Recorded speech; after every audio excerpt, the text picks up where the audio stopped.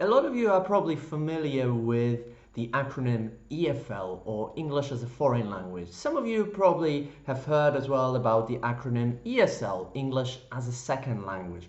But more recently, and especially on this channel, I've been talking about ELF acronym, English as a Lingua Franca. And more specifically, I've been talking a lot about teaching ELF. So in this video, I want to look at teaching English as a foreign language, EFL, and teaching English as a lingua franca, ELF, and compare them to see how they would differ.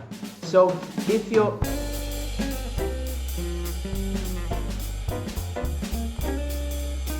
new here, my name is Marek Kiczkowiak and I run TEFL Equity Advocates and Academy, where I help English teachers tackle native speakerism and teach English for global communication.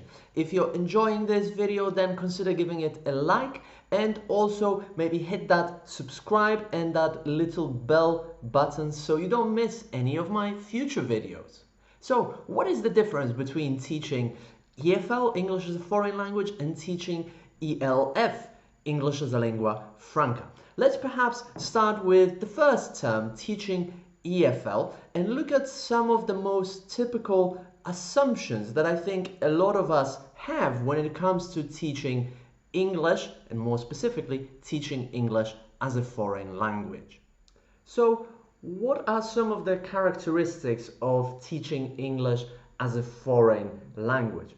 First of all, the focus is on conformity with a standard native speaker model. In other words, your students are encouraged to imitate the language that native speakers, and I say native speakers in inverted commas because it's not all native speakers that we encourage our students to imitate, but those that we perceive to be native speakers, those who speak standard English, of course. But in here, for shorthand, I'll just say native speaker. But whenever I say that, remember that I mean a specific group of native speakers who speaks the privileged standard native speaker English. A second characteristic would be the fact that standard pronunciation, standard native speaker pronunciation is seen as the only appropriate goal for our students. And number three, this leads to the idea that having a foreign accent is something bad.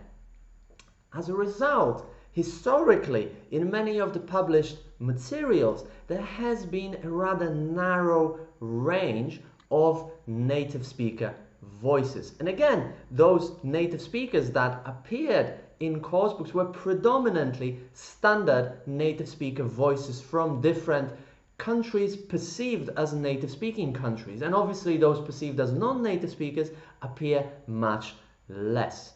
There are also mostly, as researchers such as Matsuda point out, interactions either between two native speakers or between a non-native speaker and a native speaker. Another thing that we might see as a characteristic of an English as a foreign language approach is the fact that switching languages, translanguaging, code switching, to use more linguistic terms, is seen as something negative. Now think about it. I'm sure you've been in situations either in your classroom or maybe in an exam where a student all of a sudden switched between languages, from English maybe to the first language or maybe to another language that they know, and they used an expression from that language, a word, maybe they translated an idiom from another language that they know to English. What would our typical reaction to that be? And I'm included in this because I'm guilty of this myself as well. It would probably be very negative, right? On an exam, we might grade them down because we see them as not using standard native speaker language. We see them as translating from the first language, as code switching, and we see that as something negative in EFL teaching. There is also emphasis, or at least historically, there has been a lot of emphasis on what is perceived as native speaker culture. I still, time and time again, come up against native speakers who will argue that they are privileged and entitled to the privilege that they enjoy in English language teaching because of the knowledge of the target native speaker culture. Now, another thing that happens in teaching EFL is that non-native speakers will be very, very rarely used as language models. Now, if you, for example, want to model pronunciation or a particular grammar feature or some vocabulary, who is going to be a model for that? Well, 99% of the time, it's going to be a standard native speaker voice.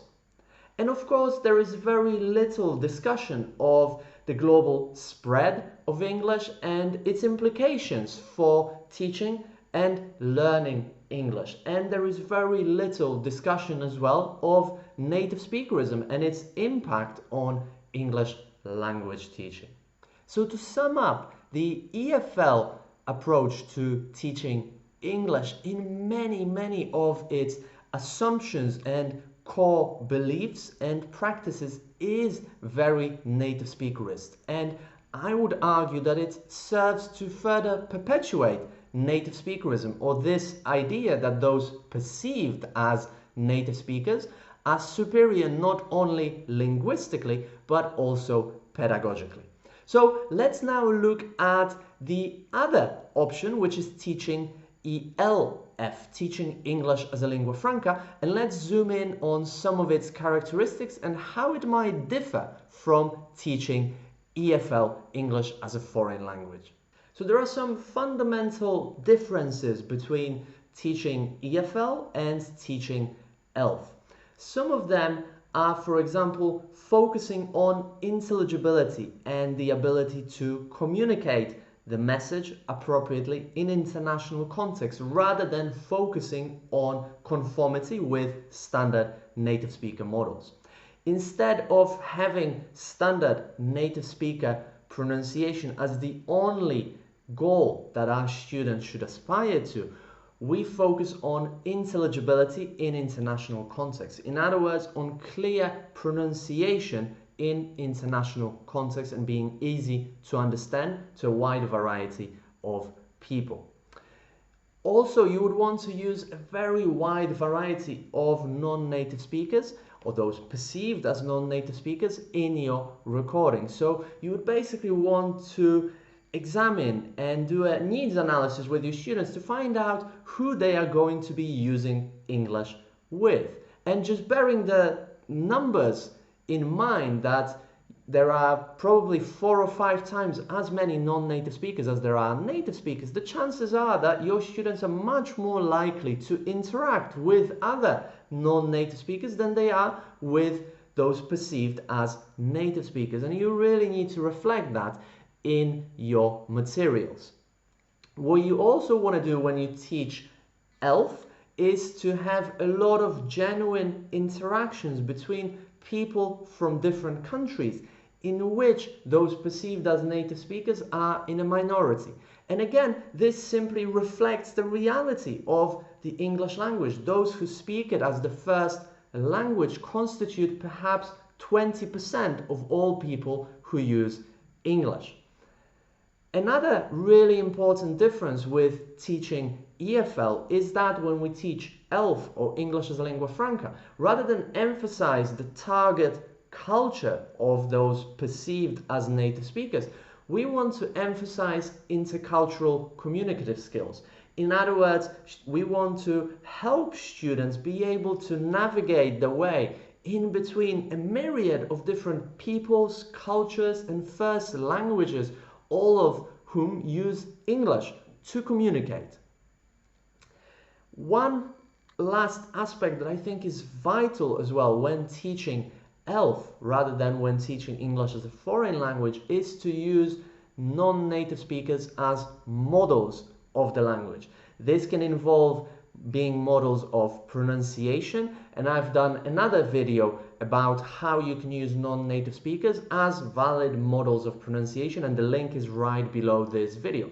But they can also model grammar and vocabulary. So use those recordings of non-native speakers as you have to showcase to students that these people can also be great models of the language for them. And I think as students, this can be really motivating because it simply shows them as well that they, as second language users of English, can also reach that proficiency level. And finally, really important as well when teaching ELF is to try and raise students' awareness of English as a lingua franca, of the global spread of the English language, and of native speakerism. So, to sum up, there are some big differences between teaching EFL, English as a foreign language, and teaching ELF, English as a lingua franca.